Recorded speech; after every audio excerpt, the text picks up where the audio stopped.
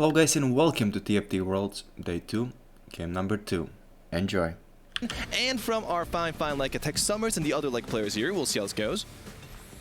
Yeah, and I mean, Bintum is in this lobby as well for you, baby. As you're now portraying that national pride, he's also very high in the points. We just saw 33 points for him, so still looking to get into those top 8s that we are going to cut down to at the end of the day. But round 2, or the overall round 8, is starting round 2 for today, as we are on board with Setsuko himself.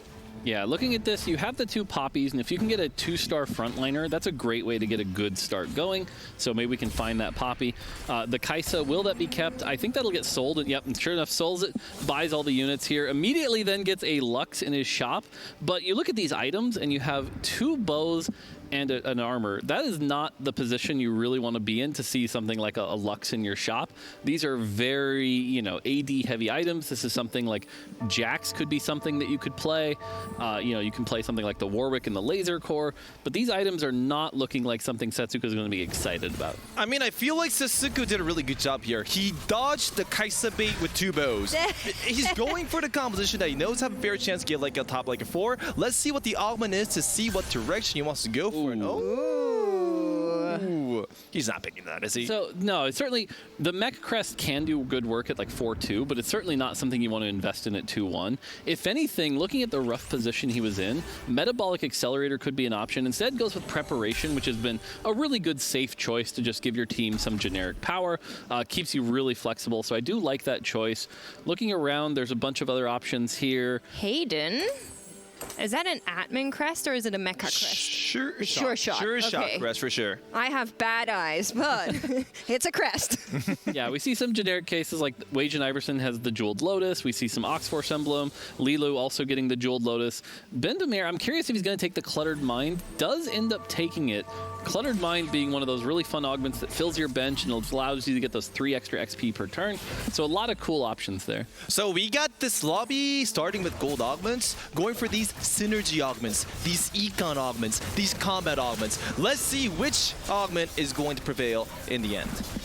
I mean, the big question, whenever it's not hero augments first, is are they going to come around, and if yes, when, right? That has to be the big narrative for any lobby ever played in set 8, and we'll see that one come into fruition, I'm sure. If there's no hero augments, it allows for very different boards than getting those 2 cost, 3 cost, or even those 4 and 5 costs that we've seen. Yeah, I totally agree. You look at a spot like Hayden's here where he has the Sure Shot emblem, and he's playing that Infiniteam.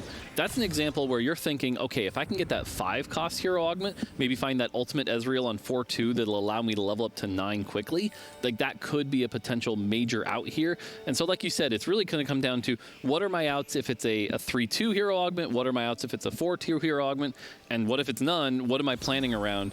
And so with that Sure Shot emblem, you are kind of invested. The scary thing here though is you do have those 2 AP items, so not really the most ideal situation here. I mean, that's the good thing about Infiniteams in general. If you go for 2 cost hero augment, it's gonna be time and a half. If you go for 4 cost hero augment, it's gonna be Samir. If you go for 5 cost hero augment, it's gonna be that Israel. So there are so many options you can consider. And with the Sure Shot crest, even if you have Rada tier, you still will have enough base damage from this energy as long as you get enough front line. And that's the big storyline here, right? You have to stay open for comms that have that variation. You can also do that with Laser Core to an extent, and we're gonna see players try and keep their lines quite open, not lock themselves too hard in down to further the line, and we are gonna see a couple of losses now coming in all across the lobby. An interesting micro decision to talk about here is he could be slamming a Redemption. Redemption has, it's good in the late game. It also has a lot of value in the early game because you're going to get a lot of those healing procs.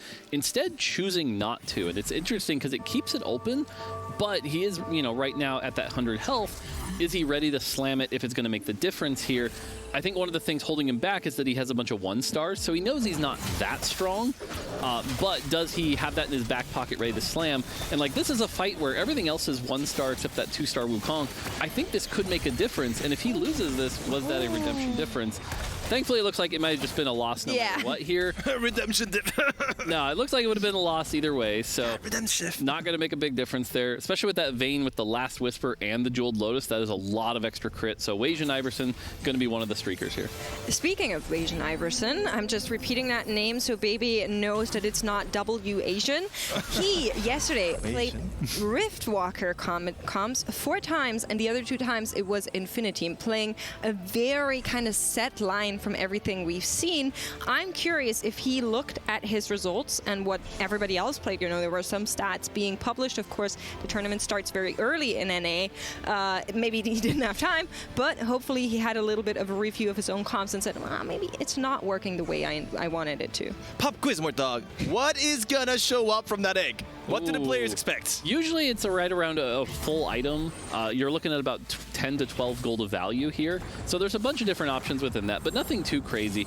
I think the thing to note here is the purple egg especially is a lot of players' least favorites. You know, on the carousel, you don't get the gold from the units you bought, so that is going to slow down your economy pretty much. We're going to see a lot of people really struggle to hit that 20 gold cap, and that is going to slow down the lobby a bit until you get that egg opening. And that egg is going to open to right around 3-5, so it's gonna be a bit here. And so if you were somebody that was looking for that carousel to sort of spike you, the eggs kind of don't do that for a while. Okay, I'll give Mortdog a C+. Good answer. C+. Well, Mortdog, maybe if you try really hard, Baby is going to employ you as one of the coaches. You know, if maybe you have. If you're be a good career choice beside being one of the lead developers of this game. But we'll see. We'll see how. It goes. All right. If we go back to the game, you can see Weijin here with a Vayne and a Hextech Gumbler Last Whisper start. As you said, Weijin really loves going for Riftwalker Jhin, and he also loves going for Infinite Team Samira. So we can see that he's very used to going for these 80 buildups, and this board right here is a very good example of a powerful 80 buildup you can use to get into late game. I love this arena. Sorry, I have to say it every time, but once these like Gigamax come in, it's just, it feels so good.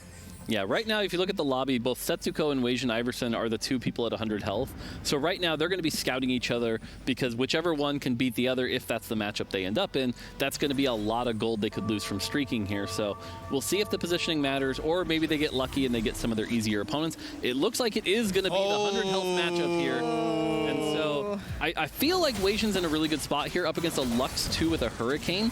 There is a much better front line on Setsuko's side, and he does have the stats from the preparation. But it just isn't quite enough. The Rammus is going to get not the AoE he was looking for.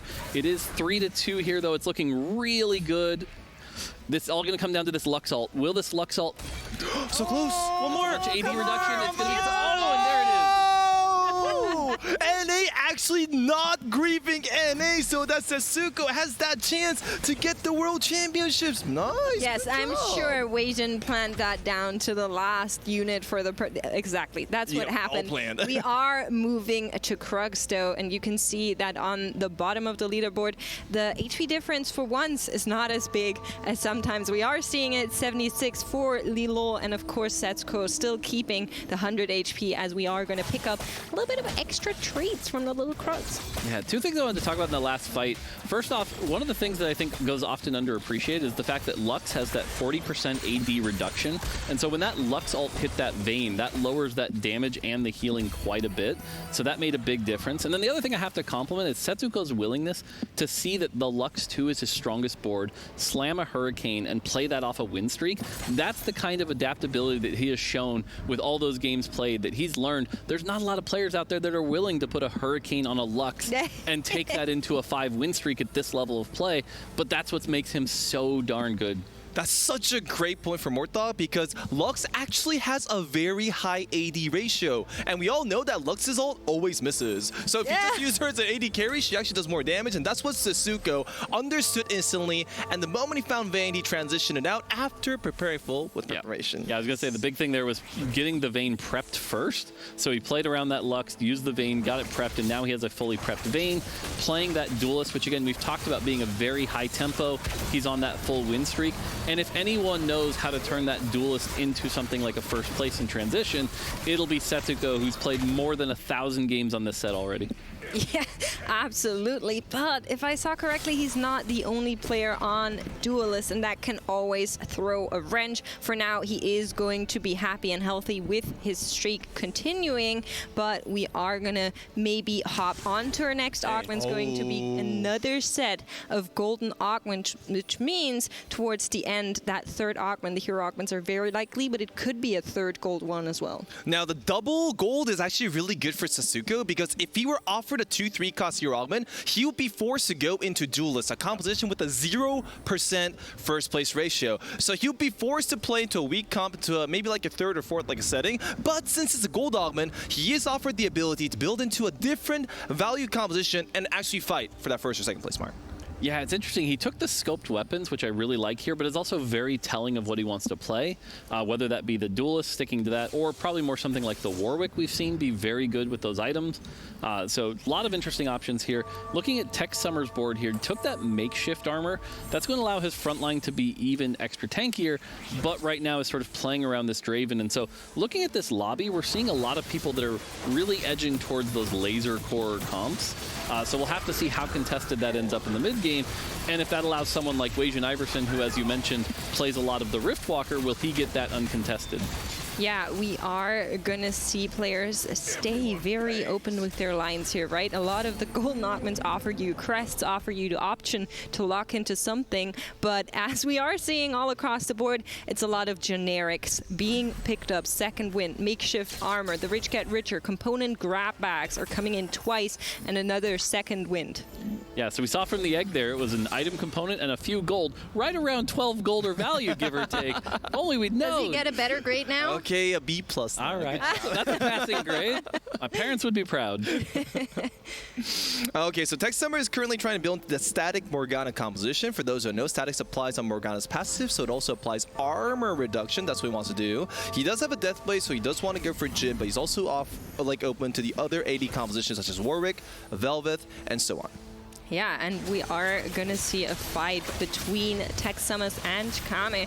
As I said, both players very open, and Chikame Madoka on the Rich Get Richer, which is not going to give him imminent board strength, but hopefully do something for him in the long time. He hopes to take as many units down here as possible, but it is going to be close for him to take anything down. Going to be a little bit of a big hit. Somebody that has been taking a lot of big hits on the other end is Lilo Bintum down there as well. Both of them are going to get priority in the carousel, but we'll hop on board with them and see what it is that they're doing. Yeah, on the other side there, you saw that Ginsu's Lux, which clearly isn't going to win a bunch of rounds at this point, but it's also advertising exactly what he wants to do, right? When you build a Ginsu's and you've got that AP Oxforce line, it's very clear you want to go that Twisted Fate. But what's interesting is that Ginsu's hasn't been the popular choice for that build. A lot of people have moved into like the Shiv, the Jeweled Gauntlet, the Guard Breaker, things like that. So it'll be interesting to see if that plays out. And he does have the Rich Get Richer, which will get him a lot of gold, but if he can't convert that gold into that Twisted Fate, which is the line that he's kind of committed to now, that's going to really hurt. Oh, we haven't seen Lilo the entire tournament. We were seeing what our previous World Championship player was doing, and he was actually stacking undergrounds. These Chinese players do really value undergrounds because the high return potential and their thirst to have fun. I mean, to get first place in this lobby.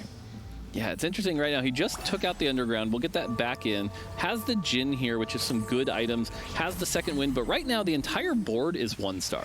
So we're not going to see a win here. My guess is we're either around Heist 2, maybe Heist 3, but probably Heist 2 from this position. So will that be enough to spike him? That's going to be the tricky thing. On the other side, we do see that Ginsu's converted at least into a Kaisa, which is a better item holder until we hit that Twisted Fate.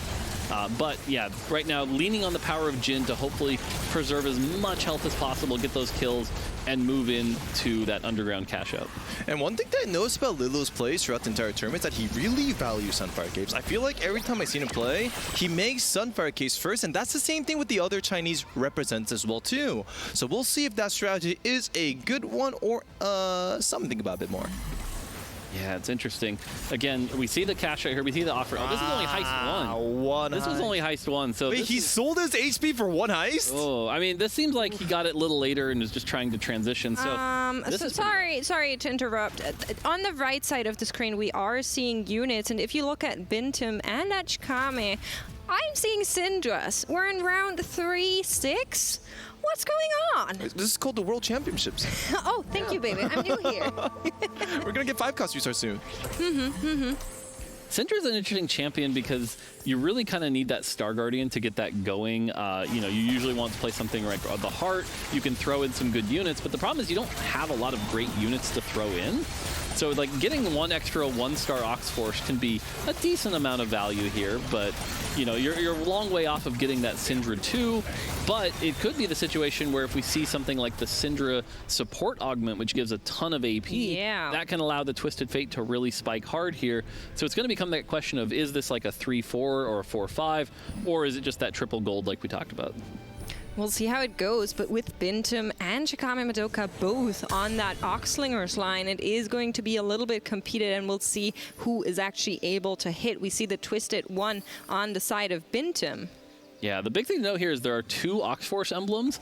That's a bit of a high roll, and you can use that to either play something like 4 Ox Force and then get like even more Spell Slingers, or you can go into that 6 Ox Force and have a really, really strong front line. It's just a question of what you hit and what's available, but being able to play some of those Ox Force emblems on some stronger units in the late game can get you that pretty high spike that takes the Twisted Fate from, like, you know, a 3rd place comp into that 1st place composition. Not only is he offered 2 Ox Force spats into a Nico 2-star, he's also offered a chance to get Guinzus onto Twist Fate with the perfect itemization start. Bintum managed to find a very decent hero augment for the next like 4 and 5 cost hero augment choices, and I think he might be in a situation to contest for first. Yeah, it's definitely looking incredibly strong. All that HP loss in the early stages paying off for Bintum tremendously. Had to maybe sacrifice some of that econ to really get the most out of the Cluttered Mind, but he's up there. He is early on into that level 7, but something else that we are seeing is Setsuko is still on 100 HP. We are in round 4-1. We're approaching our 3rd augment, and Setsuko has not lost a game yet. Yeah, when we've seen so far in this tournament that anyone's 100 health at 4-1, they usually go top 2.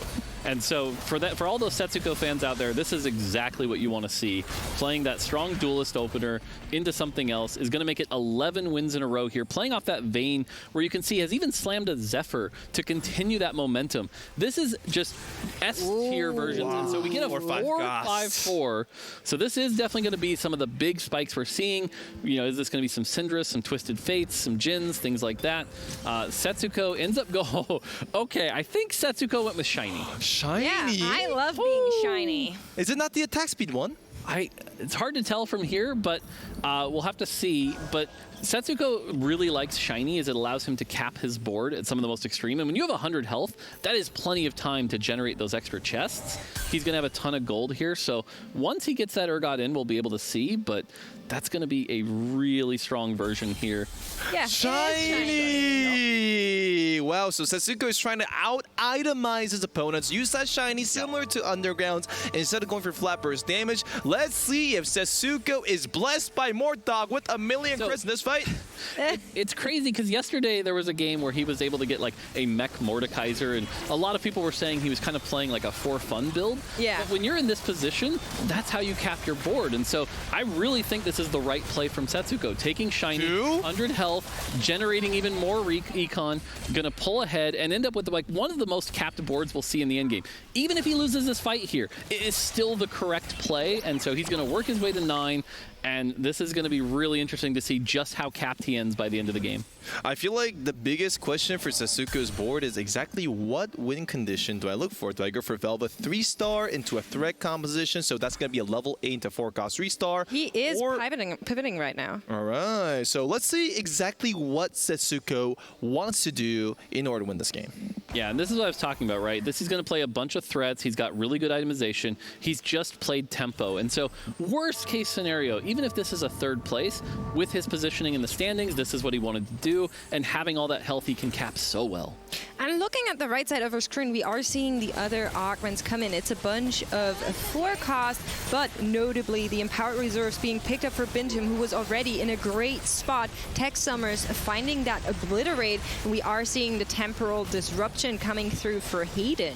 Yeah, Hayden was the one we talked about earlier, right? He had that sure shot emblem. He had that Infiniteam start. That was exactly what he needed. Getting that Ezreal, that's exactly what he needed. That's going to allow him to have that really powerful carry. And if he can ever turn that into an ultimate Ezreal 2, that might allow him to spike. But we'll have to take a look at his board later because he did just end up losing that fight, unfortunately. Maybe wanted that carousel priority. I'm not so sure. He is going to find a Fiddlesticks with a tier, however. Yes, all calculated. Planned. I mean, we've seen players stabilize at 20 HP and then go all the way. It happens. I'm not sure it can happen with Zetsuko looking down on this lobby and just having them down there, but he's still not in a place where I'm too worried about Hayden. Okay, so all three carousels have been relatively meager so far. Nothing too amazing. No Nikos, no double itemizations. We're currently looking at Hayden's board, and we have the Israel augment for Econ and a severe 3-star. He actually went just for a severe 3-star to copy for flat like a damage. I am excited to see exactly what placement this comp will get. Yeah, it's interesting to look at this because we don't often see the Sivir 3 unless you have time and a half. And so to see that here without that time and a half makes me wonder, was it just a bunch of Sivers that fell in his lap, or is this something that he really pushed for? Now, the good news is he managed to hit it before that, 4-3, so should be in a good spot here, is able to clone a second Sivir. Didn't get an Infiniteam emblem, which is something you usually want to see here, but has that 3 sure shot, should be able to do a decent chunk of damage here, and hopefully with the XP now from the Ezreal augment, should be able to get going, but is kind of struggling here. And this is the big thing with the Sivir. You need that front line, and the Warwick's just going to chew through it here with that Edge of Night. That is going to be another loss for Hayden on a 5-loss streak here, and this is definitely not what Hayden needs. Yeah, usually this composition is supposed to have a 2-cost hero augment to cap the board out, but this is a secondary way to go at it. Usually, you can also look for Shen 3 and Severe 3, and then hope and pray to Mortdog for a 5-cost hero augment to eco back up afterwards. We shall see if it's going to go well or not, though. We are seeing maybe the reason for him not going what we normally see. Weijian Iverson is also on that Infiniteam, as we are seeing in the overlay on the right side. Laser Core also somewhat contested, and so are Spellslingers. So we have a lot of pairings throughout the lobby, with Lilo being the only one that's really pursuing those Renegades. Yeah, we actually get the matchup right here, so we can see who's currently got the stronger version. It feels like Sivir 3 is going to be better than the Samira 1 here. We'll have to see, but the Samira does have that Daredevil, I believe. No, that's the carry augment. So the Samira, will be able to get a lot stronger later. We just really have to hit that Samira, and so right now, level 8, 0 gold, 5-loss streak as well. At least he has the 5-loss streak gold going into the PvE round, but needs to hit that Samira 2 very quickly. The sad thing about Style and Flare is that I feel Daredevil is just better unless you're going for Samira 3-star. So if you have Samira 3-star, you can one-shot boards instantly. That's the thing about Style and Flare. But most does hit it. It's just a 2-star. I'm not sure if it's going to get enough, though, to win the game. So I agree to you to an extent in the sense that Style and Flare really needs those resets to do extra damage. And when you've got a Gunblade, you're not really getting those resets. The Gunblade has invested you to heal your front line, but you don't really have that strong a front line to heal here, so that kind of feels like a missed itemization opportunity. I'm just looking at the gold across the board, and of course we are seeing some players be very down there and some players be very up there. That's just normal at this point, but one that's sticking out to me is Kami Madoka, notably on the Rich Get Richer, rolled down to 8 gold, meaning that he's now not even having that econ anymore. We're going to check in with him and see what he's on. He actually has a fully itemized Nico, but still missing that Twisted Fate 2. Yeah, definitely needs the Twisted Fate 2. Does find the Janna here, but we've seen that Nico just really isn't that strong by herself. You need that secondary carry. So getting that Twisted Fate would be really big here. So this is an interesting version where, again, you're missing that Twisted Fate 2. You've got that Syndra to throw some stuff in. We see the Janna go in here with the sunny weather to protect them. But overall, the other thing with the Janna is it's going to force this positioning where you're close to each other, and that's also dangerous. I mean, the sad thing about our fine Japanese reps board is that currently, yes, he is one off a Twist Fate, but he doesn't have any tank itemization. That echoes a 1-star, so even if he were to find Twist Fate 2-star, and even if he does a lot of damage, front line gets melted down instantly. That back line will not live for long, but that John hold one-shotting. I mean, if you one-shot the enemy team, I guess it doesn't matter that much. Yeah, see, I think with Ox Force, you can get away with low tank items because you're going to buy that time with the Ox Force, in the shield that comes up for 1.5 seconds. If you have enough damage to burn everything quickly, Nico helps with that, softening them up. Twisted Fate can kill them, but if you you have a Twisted Fate 1, that's just not going to be enough damage. And that is why I like the Sunny Janna there. It's just enough extra survivability to maybe get you those kills. And if I saw correctly, he actually took out the Syndra, sold her off to get that Shojin back, slam it on the Janna to profit off of Easy being green, which is really, really smart here because you need that Janna CC and the damage to actually make it happen if you don't have that front line. So very, very smart moves coming out of Skami Madoka as we are hopping over to Tex Summers. Tex is down there, 11 HP, followed by Weijin and Hayden, both only 1 point ahead. We are a little bit in trouble for these players. Let's see if they can knock out a win or if it's going to hurt them really badly here in this tournament. Hayden particularly needs those first places. He needs them so desperately, currently being down at the very bottom of the leaderboard, but it might not come into fruition. Weijin being able to get one, and Tex Summers will also find that win here. Hayden hopping over the board. We saw him there quickly for a couple of seconds. He's also still alive. Yeah, that Warwick just barely living, jumping from target to target, getting those kills. Quicksilver coming in big handy there. So Tex Summer staying alive. And now we look at the health totals. And again, we're seeing everyone looking a little low, except for Setsuko, who's got plenty of time to work his way to 9. Yeah. I feel this is a point of the game where everybody stabilized their decks. They finally found the composition that we're looking for. That's why the HPs are so similar, from 5 to 32, very close. Now it's going to all come down to positioning and whether the deck choice was good for this lobby or not to decide results of the game. And we are going to see Hayden go up against Tex Summers on the right side of your screen. That Shroud of Stillness hitting the enemy frontline, the Ashes untouched. Zephyr coming in onto one of the Sivers. One of the things that we can always say about the Infinity Teams is that you know where they're going to be standing. Can they take down the Warwick, or will the Warwick finish it? Hayden down, and you can see him be so devastated by that, rightfully so. However, on the left side, it seems like Lilo was also knocked down a few pegs, down and out. Both of the players on -3. This might be good news for Sasuko. Sasuko is in a situation where he's going for threat 3 stars, and if he's off for lucky dice, he's guaranteed a certain amount of 4-cost threats. Is that going to be a 4-cost 3-star victory for a fine American like a representative? Yeah, that's definitely what I jump to as well. When I see the loaded dice here and you're playing a bunch of threats like we saw Setsuko was last time, that looks very scary. I don't know if he's going to be able to hold off to like guarantee the 3-star. We'll have to take a look at his board, but you know, being able to at least spike very quickly I think will be advantageous. You can get that Urgot 2, excuse me. Looking at this board here, this feels like the better version of the Oxforce boards we've seen. It does hit the Sona 3, although it's a Sona 3 with no real items other than this Archangel. Has the Twisted Fate though and everything else. So she is an Oxforce, so very, very strong Sona. She'll at least throw up a shield or something like that when she gets low. Opting to be a second tank here. I don't know what exactly is going on. On the other side is Tex Summers. Found that Mordekaiser 2 just in the last round. Is going up against Weijin, lifting up the Samira on the enemy backline. That's exactly what you were looking for. The damage from the Skyscraper is coming in, and the Warwick is going to have an easy time going onto that backline and will come in here. Tex Summers very happy with himself, taking out one of the American representatives. I like the cup raise, the cheers to Warwick, knocking him out here, going for it. So Tex Summers might be able to turn this into a top 4, which again feels pretty good. Does that? We saw, Setsuko with the Urgot. I was scared. I was so scared there was going to be another notification after that. We do see a second Mordekaiser 2 as well on the field. So yeah, to Baby's points, a lot of these boards now are reaching their potential, and it's just going to come down to matchups. And the other big thing we've seen, and I haven't talked about this much all tournament, but Zephyrs. Zephyrs have been make or breaking so many fights. I think that last fight we saw the Samira get Zephyred, and that just made it such a swingy fight. Ooh. You know, we see on the other side, Setsuko has that Zephyr as well. We're seeing some of those threats. Still has his loaded dice though, so even if he loses this, we're not in a terrible position. So Setsuko currently is level 9. He has 5 Acels and 2 Velva, so he does have potential for maybe 1 4-cost 3-star, and he does have Urgot 2 stars already. Let's see if his composition is going to be good enough. Tex, however, however, being taken down in 5th. Shkami Madoka and Bintum both holding on to their last leg. They are up there. Setsuko has been losing quite a bunch, but he still has so much HP to fall back on. Yeah, we talked about this before, right? 10 win streak. I actually think it was at least 11.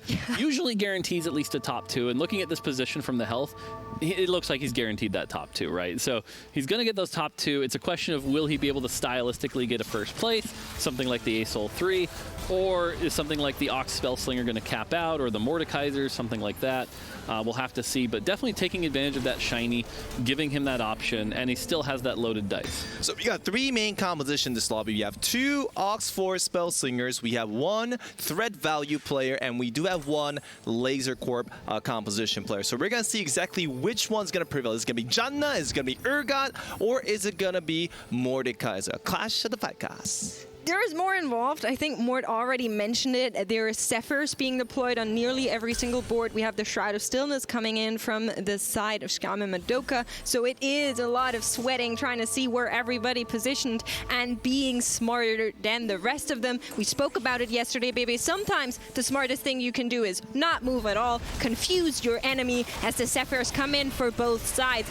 Bintum and Shkami Madoka both fighting for survival, neck and neck here against the other 2 players. Can they do it, or will they be too strong? The Warwick being taken down from the Spellslingers on the right side, but it's not enough. Demon takes out Shkami Madoka, and on the left side, it seems like Bintum might have had a chance, but Setsuko is there and will take him out as well, locking in our top 2 players this round. Yeah, that was so close here. Interestingly enough, we're seeing 5 Mordekaisers on this board.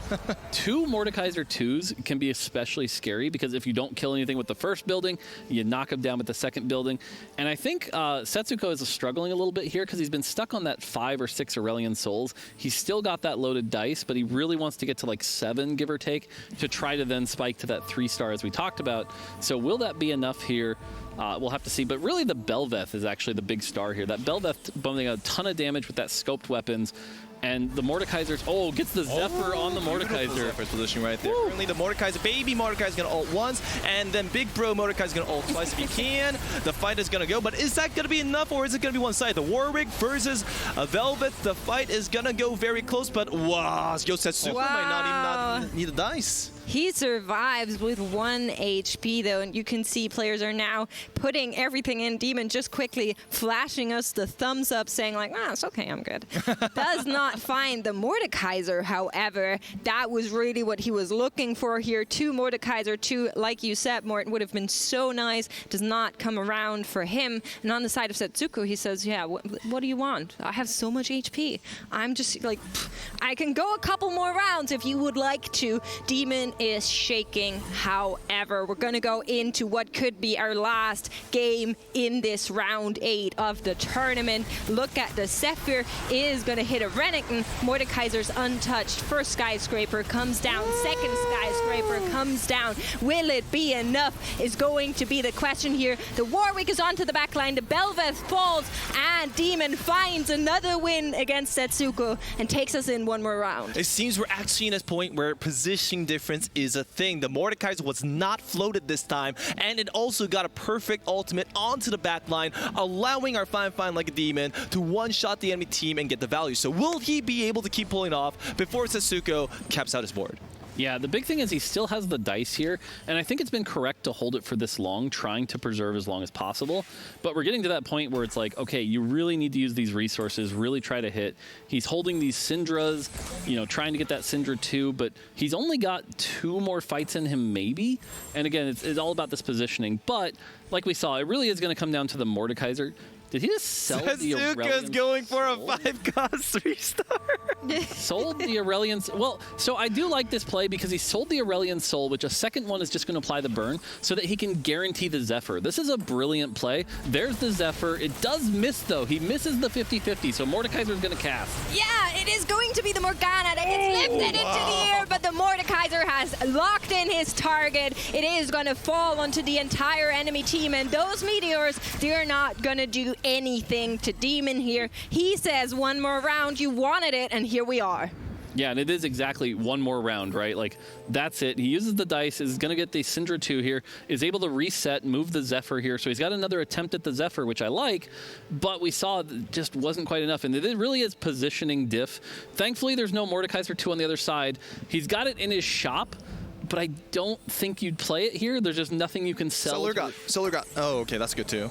All right, so it's gonna be a fight, final fight here. The Threat player versus the Mordekaiser Lich Core player. Will he be able to position so that Mordekaiser can ult or not? We shall see. All right, where does the Zephyr go? It hits the Mordekaiser, but there's two of them this time around. First one finds the target. Next one is charging up, gets distracted by a Fiddlesticks, will fall. Oh, the However, down. look at the damage coming in. The Warwick will try his best, but everybody else seems to be still alive, and Demon, despite putting up a fight for very, very long, is still denied his first place in this tournament. Wow, Sasuke actually takes